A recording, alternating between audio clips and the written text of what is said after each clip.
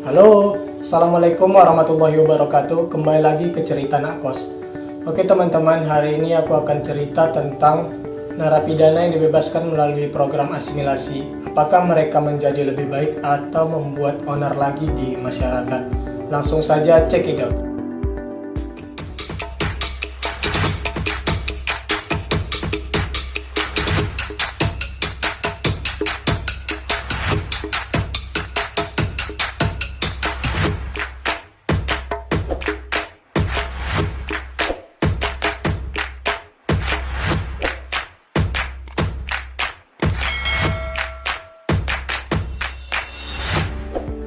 Oke teman-teman, yang sama-sama kita ketahui, beberapa pekan yang lalu Kementerian Hukum dan HAM baru saja membebaskan sekitar lebih kurang 30 ribuan narapidana dengan program asimilasi.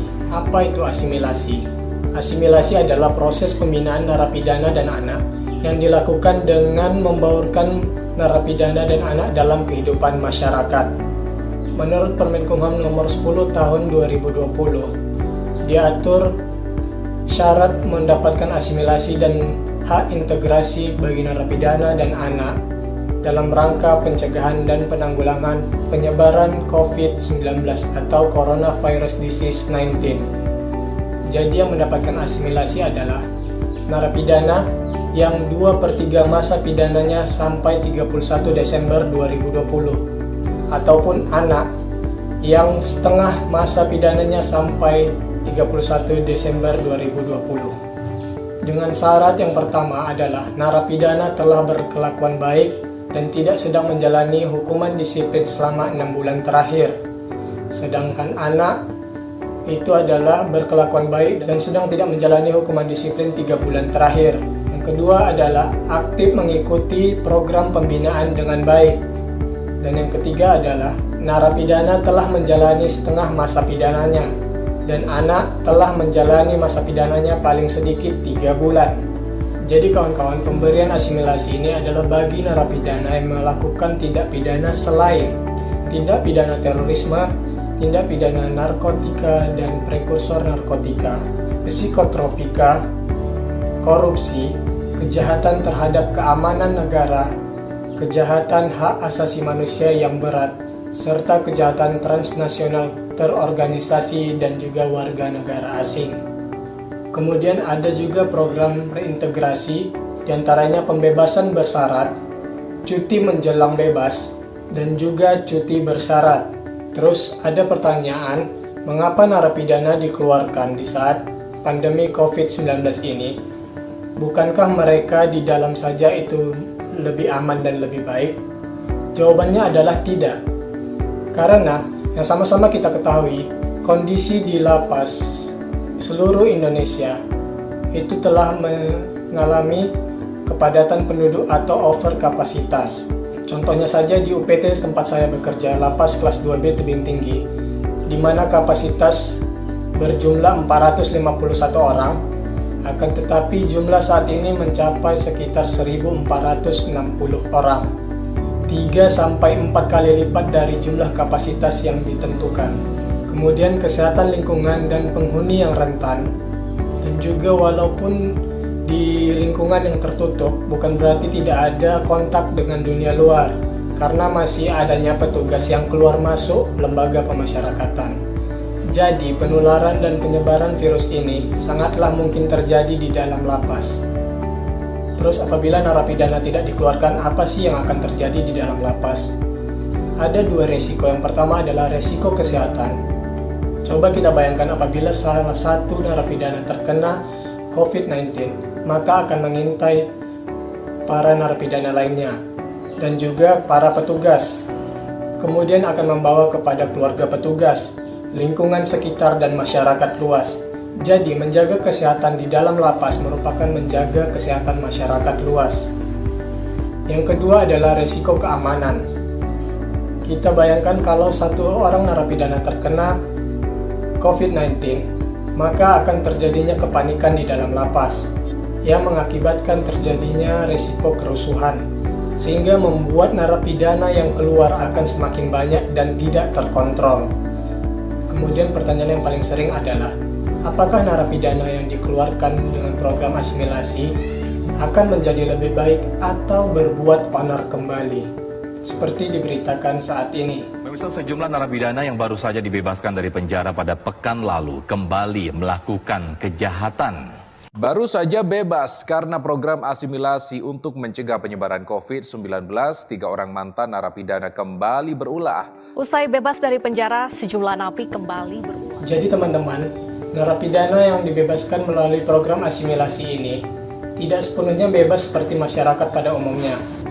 Akan tetapi masih adanya pengawasan atau asesmen risiko keamanan dan pengawasan efektif oleh pembimbing kemasyarakatan di unit pelaksana teknis Balai Pemasyarakatan, sehingga jika narapidana tersebut melanggar, maka asimilasi dan integrasinya dapat dicabut. Jadi teman-teman, jika terjadi di luar sana tindak kejahatan, maka jangan langsung menjudge itu adalah narapidana yang baru dibebaskan. Mari kita saring informasinya terlebih dahulu, agar kita tidak termakan berita hoaks seperti ini.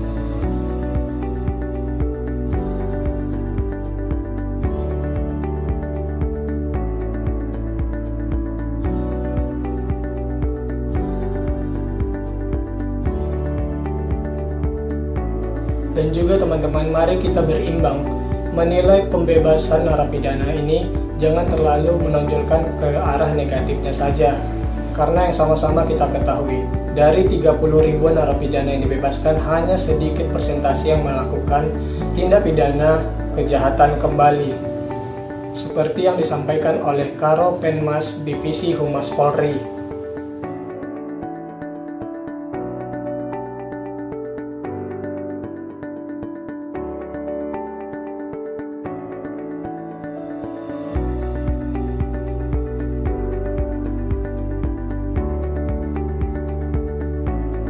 Dari pembebasan narapidana dengan program asimilasi, banyak juga dari mereka yang berbuat baik di masyarakat seperti video berikut ini. Sebuah komunitas bernama Friend X Napi tak ingin berdiam diri di saat pandemi COVID-19. Ya, siapa yang menyangka komunitas yang seluruhnya adalah mantan narapidana ini berbagi sembako yang akan dibagikan kepada warga prasejahtera dan para pekerja harian yang terdampak wabah virus corona. Ya, saat sejumlah napi asimilasi kembali berulah di Tuban, Jawa Timur, ada sejumlah mantan napi yang masuk pondok pesantren. Di Ponpes, mantan napi ini ditempa dengan ilmu agama sehingga bisa menjadi pribadi yang lebih baik lagi dalam meniti kehidupan.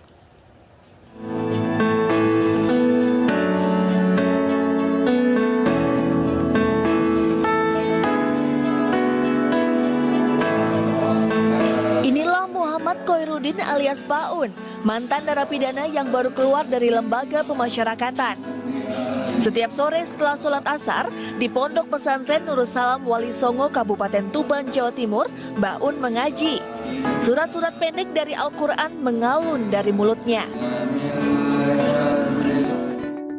Oke teman-teman, marilah kita bijak bersosial media dan mensaring informasi yang ada.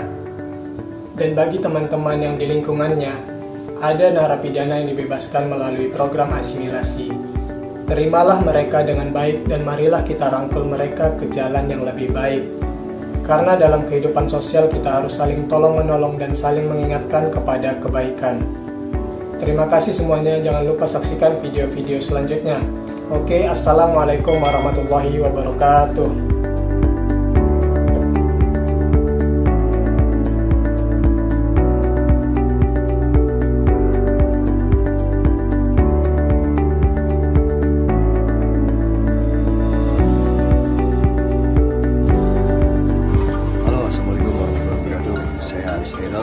Nama saya Jennifer.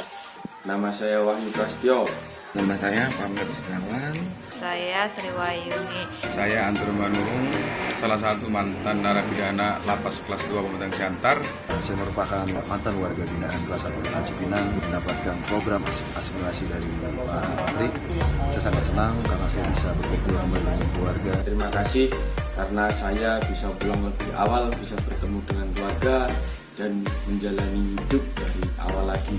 Saya akan menaati peraturan yang Pak Menteri berikan, serta di sini saya akan membantu masyarakat. Oh iya teman-teman, program ini sama sekali tidak dipungut biaya. Tanpa dipungut biaya apapun. Tidak dipungut biaya apapun. Tidak dipungut biaya. Satu rupiah pun semuanya gratis.